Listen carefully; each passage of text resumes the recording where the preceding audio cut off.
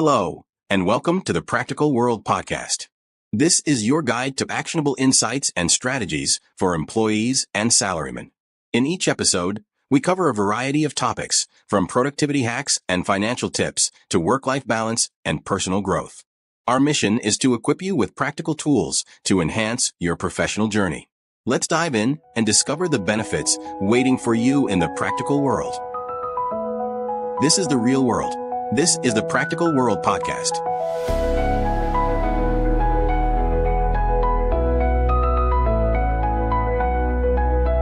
All right, so today we're diving into some personal finance stuff.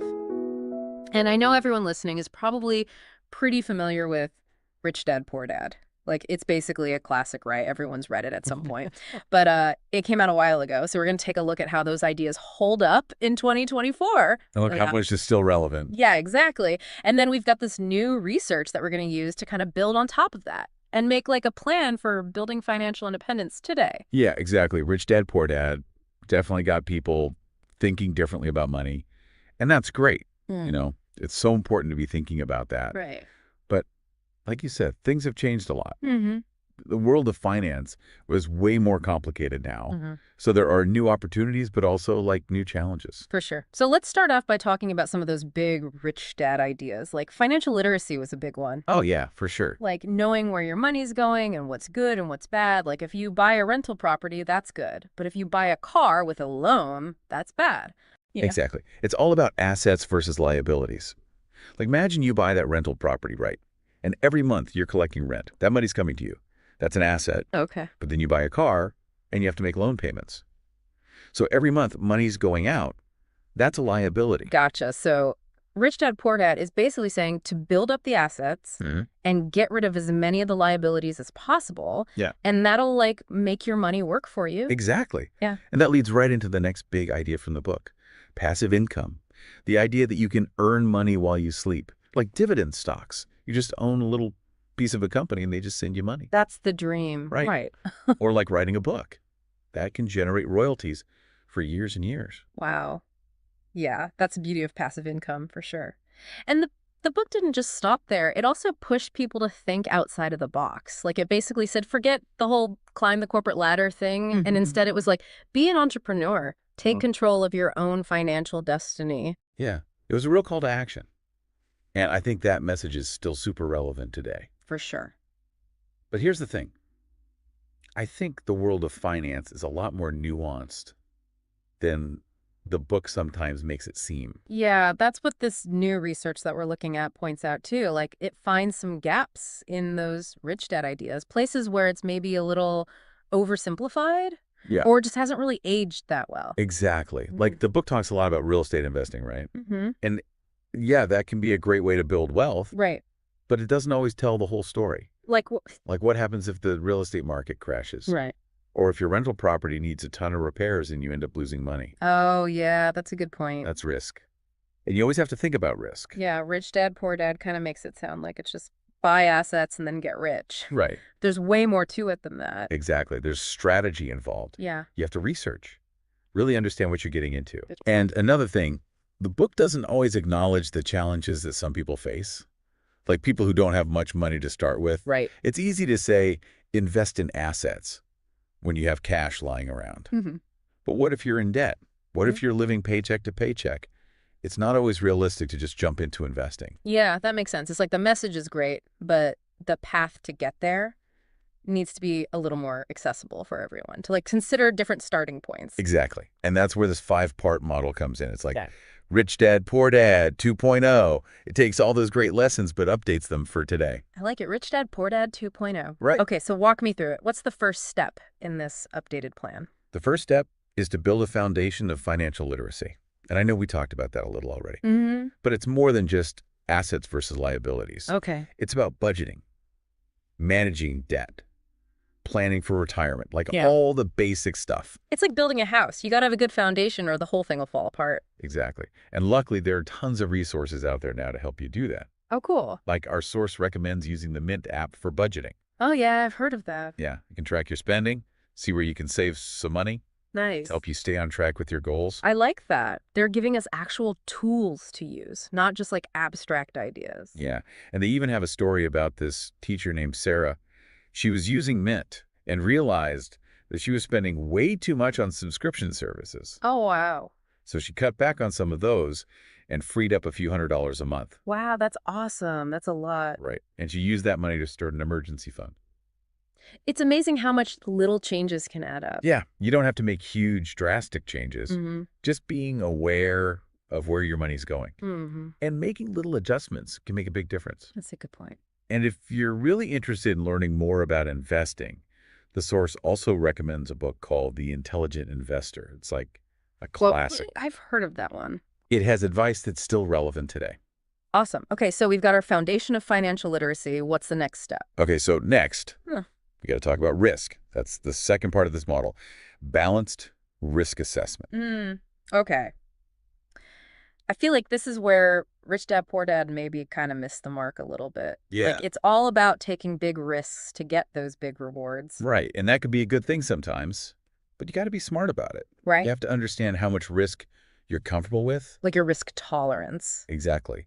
Some people are okay with like really risky investments, even if it means they could lose money. Mm-hmm. But other people, they want to play it safe. Yeah. And there's no right or wrong answer. It's all about figuring out what works for you. Okay. But the important thing is to be aware of the risks and to manage them carefully. Especially when you're just starting out. Yeah, exactly. So maybe instead of going all in on some risky venture, it's better to start with something a little safer. Right, like index funds. Oh, yeah, I've heard of those. They track like a whole market, so you're not Yeah. just betting on one company. Right. And they're considered pretty low risk.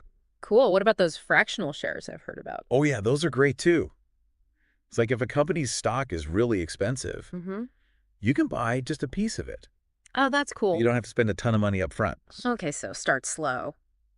Manage your risks. Exactly. And avoid those get-rich-quick schemes. I like to. If it sounds too good to be true. It probably is. Exactly. I like this analogy that our source uses. Oh, yeah. They say that building wealth is like climbing a mountain. You don't just sprint to the top. Right. You take it one step at a time. I like that. Slow and steady wins the race. Exactly. And the source tells a story about this guy named John. He was only investing like $50 a month. Wow, that's not much. Right. But he did it consistently. Every single month. And over time. Yeah. It really added up. That's amazing. The power of consistency. Right. He built a really nice portfolio without taking on a ton of risk. That's so cool. Okay, so we've got financial literacy, we've got risk management. What's the third part of this model? The third part is something that's become really important lately. Ethical wealth building. Okay. So like making sure your money is doing good in the world. Yeah, exactly. Right. It's not just about how much money you make anymore. It's also about how you make it. So like investing in companies that are doing good things. Right. Like companies that are environmentally friendly or that treat their employees well. Right. And that's where ESG funds come in. ESG. Yeah. Stands for environmental, Yeah. social, and governance. Okay. So these funds invest in companies that meet certain standards. So like a company that's reducing their carbon footprint or that's promoting diversity in the workplace. Exactly. And the cool thing is ESG investing is becoming super popular. Really? Yeah, it used to be like this niche thing, but now more and more investors are realizing that they can make money and do good at the same time. I love that.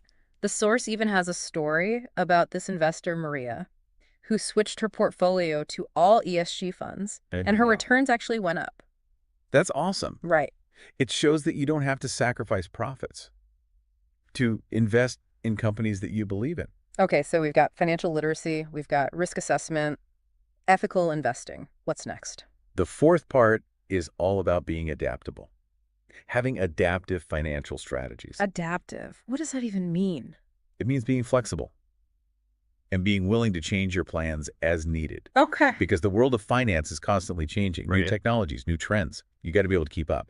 So it's not enough to just learn the basics and stick with that forever. Right. You got to be willing to learn new things and to adjust your strategy as you go. Okay, that makes sense. Like think about all the fintech stuff that's coming out now. Fintech. Yeah, financial technology, like budgeting apps, robo-advisors. Oh, yeah, I've heard of those. It's changing the whole game. robo-advisors, though, are those things legit? Like, can an algorithm really give me good financial advice?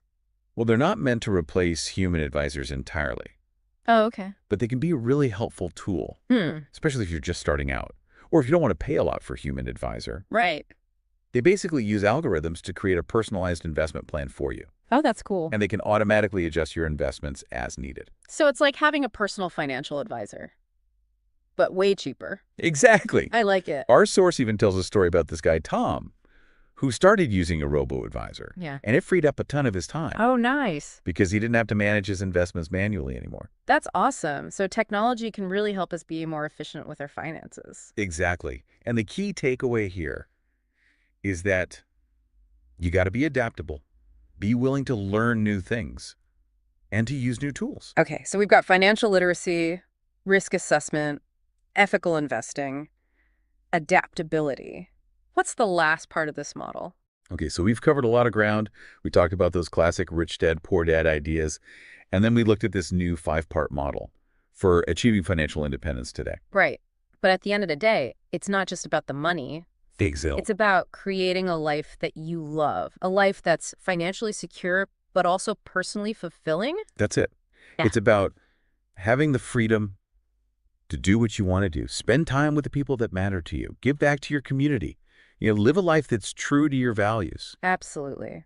So as we wrap up here, I want to talk about how to actually put all this into practice. Like, what are some steps our listeners can take to start building that life of financial freedom and fulfillment? Well, first of all, just remember, this is a journey. It's not going to happen overnight. Right. It takes time and effort and a willingness to learn and adapt along the way. Mm-hmm. So don't get discouraged if you don't see results immediately. Right.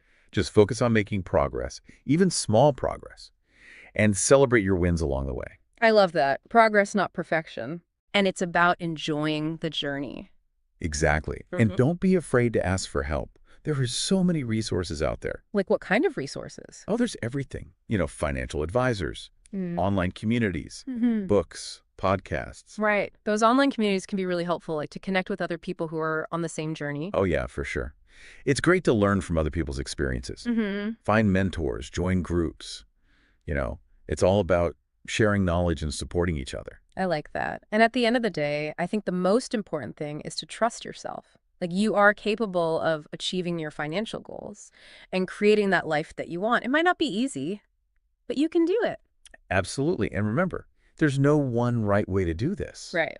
What works for one person might not work for another. So experiment. Explore different options. Find what feels right for you. It's about building a life that fits you, not trying to fit into someone else's mold. Exactly.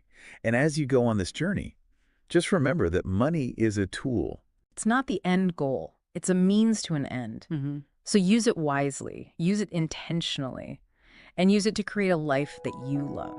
That's a great takeaway. It's not about the money, it's about the life that you create with it. So go out there, build that life, and remember, you got this, Sid.